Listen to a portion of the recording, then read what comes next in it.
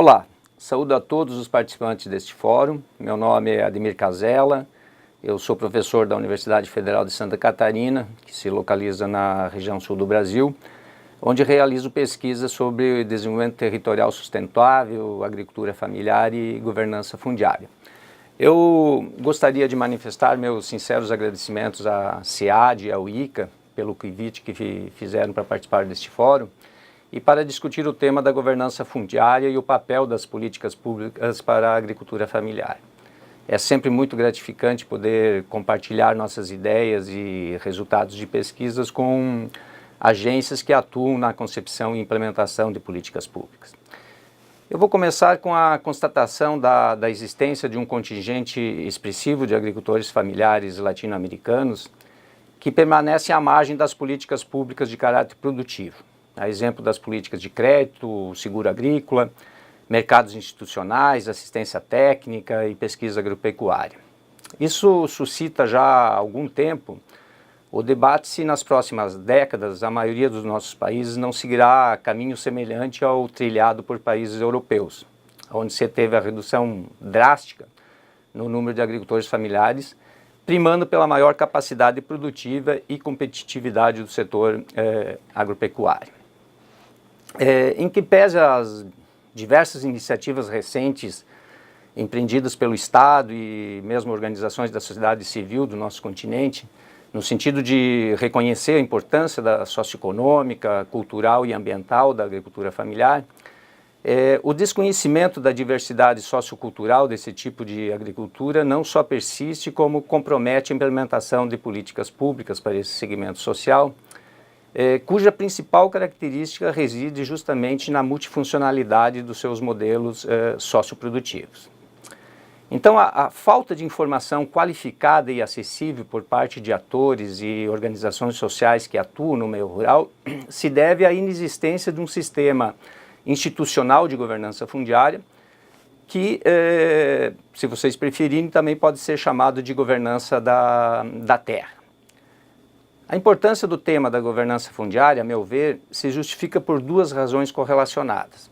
A primeira se refere ao atraso que a maioria dos nossos países registra na montagem de um sistema eficaz de cadastro de terras que seja dotado de informações sobre as orientações técnicos produtivas, mas também da estrutura social dos estabelecimentos agropecuários.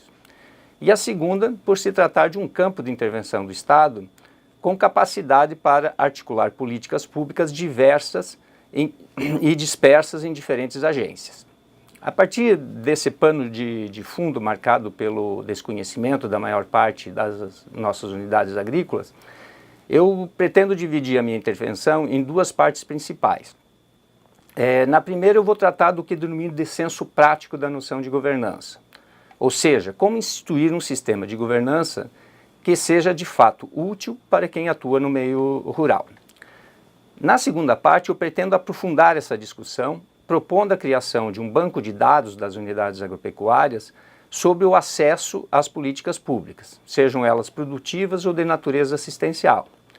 A composição e principais características dos integrantes das unidades produtivas, por exemplo, gênero, idade, formação, presença ou não de sucessores, os modelos produtivos adotados, se de natureza produtivista, agroecológico, misto, com ou sem rendas não agrícolas, rendas de aposentadorias ou mesmo rendas de outras políticas de auxílio assistencial.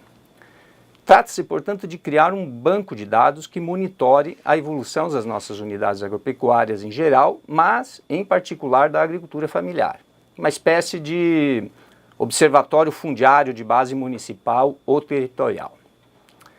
Essas informações possibilitam, dentre outros aspectos, antever dificuldades ligadas aos processos sucessórios dessas unidades, além de planejar o destino das terras de unidades familiares sem sucessores. Na maioria das vezes, a inexistência de sucessor coloca as terras no mercado para serem vendidas ou para serem arrendadas. Em alguns casos, esse processo passa antes pelo processo de parcelamento das terras entre os herdeiros. Essa dinâmica precisa ser minimamente monitorada, sob pena do processo concentracionista e seletivo do acesso à terra se agravar. Um exemplo que eu utilizo é o tema dos arrendamentos de terras que não figuram entre os instrumentos de governança fundiária vigentes na maioria dos países do nosso continente. Porém, dados preliminares de pesquisa que eu tenho conduzido sobre esse tema no Brasil, sinalizam que esse recurso não diz respeito apenas a casos de acesso precário à terra. O arrendamento de terras ele está sendo utilizado, de um lado, por uma parcela significativa de agricultores familiares integrados aos mercados, como forma de ampliar suas atividades agropecuárias, e do outro lado, por agricultores familiares idosos, sem sucessores, que cedem suas terras para os primeiros. Eu pretendo retomar esse tema no final da minha exposição. Antes de iniciar a discussão do senso prático da governança, eu gostaria de formular uma questão. A quem interessa a inexistência de um sistema de governança fundiária acessível por organizações que atuam no meio rural? Seja uma grande agência de fomento agropecuário, seja uma pequena ONG ou um sindicato municipal da agricultura familiar. A quem interessa a desinformação? Vamos começar entendendo melhor, então, o significado da noção de governança fundiária. Como conceber um sistema de governança que não reproduza receitas ilusórias sem senso prático? Esse sistema está associado ao lançamento em 2012 pela FAO das diretrizes voluntárias sobre a governança responsável da terra, da pesca e da floresta. Essas diretrizes têm o propósito de orientar os estados nacionais a elaborar sistemas de governança da terra e também das florestas e da pesca, tidos como elementos fundamentais para erradicar a fome e a pobreza. Por um lado, a adoção dessa noção no quadro das políticas públicas agrárias parte do pressuposto que ações complementares às intervenções tradicionais de reforma agrária se fazem necessárias. Portanto, trata-se de pensar em ajustes e aprimoramento de políticas públicas que ampliem o leque de alternativas de acesso à terra por parte de agricultores familiares excluídos ou com acesso precário à terra. Por outro lado, a noção de governança está associada a uma nova filosofia da ação pública, que consiste em fazer do cidadão um ator importante no processo de desenvolvimento. Em outras palavras, por meio dessa noção, busca-se criar mecanismos para que a sociedade civil participe no processo de concepção e gestão de políticas públicas. Essa formulação não tem nada de novo, mas ganhou força na atualidade diante da incapacidade dos governos em responder a determinados problemas, como é o caso da questão agrária. Três aspectos possibilitam melhor caracterizar o significado da governança. O primeiro deles é o que denominamos de policentrismo institucional, que implica em compartilhar o poder de decisão e de execução entre diferentes organizações. O segundo é uma fronteira público-privado fluida, com clara abertura para incluir nos processos de decisão atores da sociedade civil. E a terceira é a dimensão processual da ação pública governamental, que passa a ser tão ou mais importante do que os conteúdos específicos dos programas públicos. Qual é o risco que tem por trás dessa noção de governança? O risco é que, em nome da chamada boa governança, se fabrique receitas absurdas ou ilusórias que, em última instância, nunca serão empreendidas. Bonito no papel, mas inoperante na prática. Ou seja, o senso prático da formulação deve mobilizar o interesse de participação de atores da sociedade civil implicado com as políticas de reforma agrária, crédito fundiário, cadastro de terras, regularização fundiária, arrendamento e parceria de terras, que são os principais instrumentos sobre o tema em curso nos diferentes países. A partir dessa compreensão sobre a noção de governança fundiária, eu vou agora aprofundar um pouco mais como podemos pensar num sistema prático de governança da terra que permita o acompanhamento do acesso a políticas públicas no meio rural. Para exemplificar, eu vou tomar por base a Política Brasileira de Previdência Rural. A escolha dessa política se deve, primeiro, à sua abrangência e, segundo, à sua correlação direta com o destino das terras de agricultores aposentados ou em vias de se aposentar e que não dispõe de sucessores para dar continuidade às suas atividades agropecuárias. O tema do destino das terras de agricultores familiares que encerram suas atividades está praticamente ausente nas agendas de políticas públicas de desenvolvimento rural dos países latino-americanos. O fato, quem sabe, de sermos considerados países jovens, quando comparados a países de outros continentes, sobretudo da Europa, explica em parte essa situação. Mas as nossas populações estão dando mostras de envelhecimento e problemas que a Europa já vem enfrentando há várias décadas começam a se expressar nos diferentes territórios rurais do nosso continente. A reestruturação dos grupos familiares no meio rural, com a redução do número de filhos e a tendência de muitos jovens rurais em buscar outras profissões que não a agricultura, coloca na ordem do dia o tema desta conferência. O último censo agropecuário brasileiro de 2017, cujos dados estão começando a ser divulgados, mostra que 1/3 das unidades agrícolas é gerida por agricultores com mais de 60 anos. Se nós incluirmos os casos de agricultores que estão na iminência de se aposentar, na faixa de 55 a 60 anos, vamos ter 46% das unidades agropecuárias nessa situação. Ou seja, quase a metade das nossas unidades produtivas são geridas por agricultores em idade avançada. Infelizmente, não existe no país um sistema de informação que permita identificar quantos agricultores aposentados continuam à frente de estabelecimentos sem ter sucessor. Ou ainda, quantos estão em processo de restringir suas atividades produtivas em função da idade avançada, também sem dispor de um sucessor. Que destinos esses últimos pretendem ou já estão dando para as suas terras? Vender, arrendar, reflorestar como reserva de valor, manter o patrimônio familiar na esperança que um filho ou mesmo um neto retorne e assuma as atividades? Quem são os potenciais compradores ou arrendatários das terras disponibilizadas nos mercados por esses agricultores?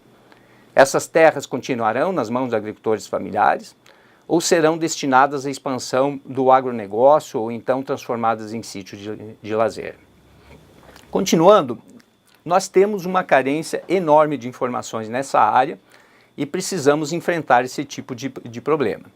Dados preliminares de pesquisa que estamos realizando sobre o tema do arrendamento de terras evidenciam que existe uma correlação direta entre os arrendamentos e as aposentadorias de agricultores familiares.